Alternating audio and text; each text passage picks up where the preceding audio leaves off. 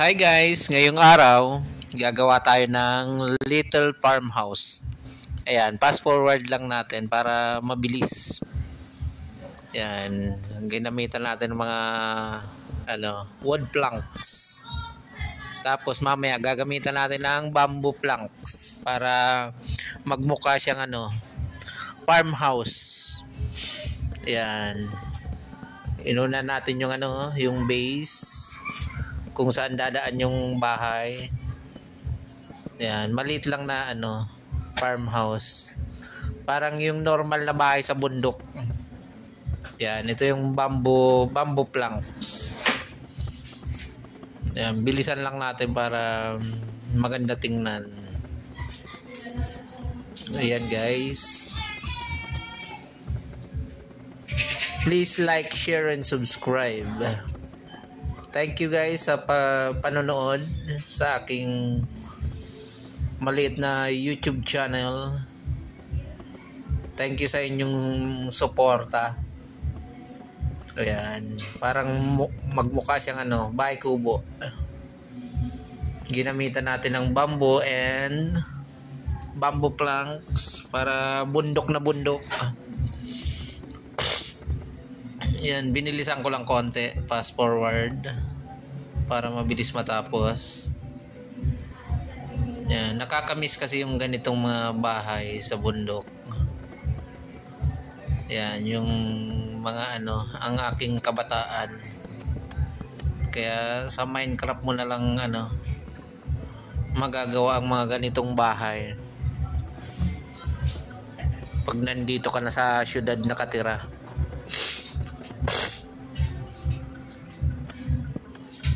Yan, maliit lang yan guys. Lang para mabilis lang din gawin. Kahoy lang at saka yung bamboo na ang ating ginamit para mabilisan. Para may content tayo ng ngayong araw. Thank you guys sa mga magsusubscribe. Ayan, talagang parang banig ang itsura ng ating ng ating bahay kubo. Para hindi mainit tingnan. Tapos linagyan ko ng bintana sa taas para may dadaanan yung hangin. Para mapresko. Mapresko. Bundok na bundok. Yan, gilid pa rin ng ilog para maganda. Para kung pwedeng mamingwit, pwedeng mamingwit ng ng mga isda. Pang-ulam. Maganda talaga sa gustong-gusto ko talaga sa gilid ng ilog. Maggawa-gawa ng maliliit na bahay. Yung may pangingisdaan ka, palaisdaan, pwede ka magtanim ng mga gulay, mga halaman at saka gulay, magtanim ng palay, mangisda. Ayan guys, patapos ng bubong. Lang yan, bamboo planks ang ating ginamit para bundok na bundok. Yan, malapit na matapos. Binibilisan na natin. Kasi abutan tayo ng gabi. Pakyaw pala to guys, para mabilis. Lugi tayo pag-arawan. Low budget ang ating client. Kaya pakyawin na natin para mabilis. Ayan, lalagyan natin ng gasera. Mga sinaunang ilaw, gasera. Para may liwanag sa gabi. Ayan, parang siya, parang nipa hut. Wala kasing ganun pa sa Minecraft, no? Nipa hut. Maganda sana yung pambubong. Bamboo munang gawin natin at saka babakuran natin yan para Kahit nasa bundok may privacy. Yan, maglalagay tayo ng taniman ng mga halaman. Yan, kunwari nakapaso. Ilalagyan natin ng mga bulaklak para may konting decoration. Ayan, ganda, iba-ibang bulaklak para may mga maakit na bubuyog. Yan, bakod na lang guys. Gagawa natin ng bakod. Yan. Gagawa natin ng birch tree na bakod.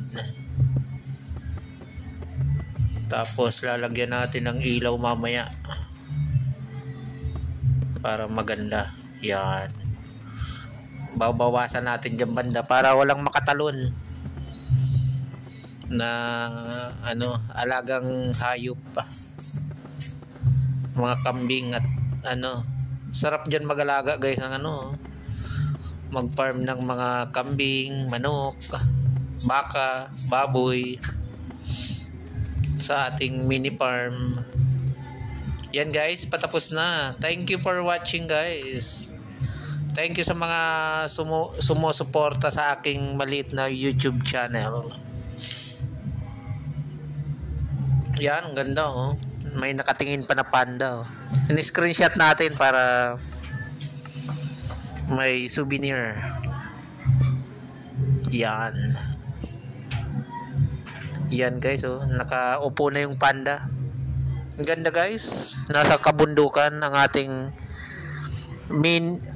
little kubo-kubo. Little house. Minecraft creative. Yan, lagyan natin ng lininisan natin ang daan para maganda. Ayan, para sa future pwede tayong magtanim.